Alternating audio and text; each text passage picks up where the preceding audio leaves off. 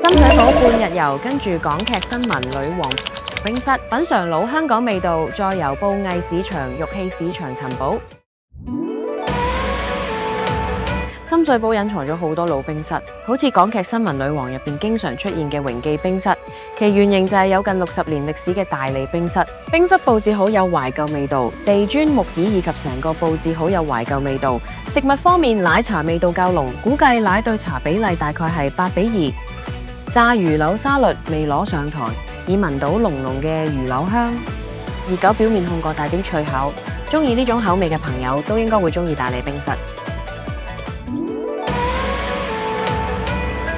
同區仲有一間都有近70年歷史嘅雪山冰廳，翻新過後呈現代風格，但仲提供多款懷舊食品。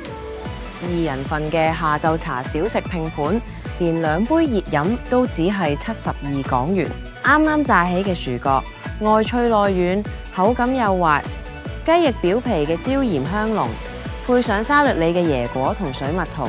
正好可以中和鹹味。嘆完美食，可以去深水埗新布藝市場行下。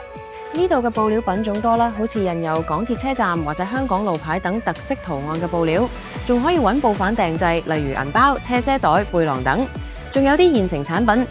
可以即場買走。離開布藝市場，沿通州街往太子方向行數分鐘就會到達玉器市場。唔少檔主會先對客人打量一番，再按客人嘅心情嚟推銷，價錢亦隨之上落。有興趣嚟呢度尋寶，最好先搜集資料，或者帶埋專家一齊嚟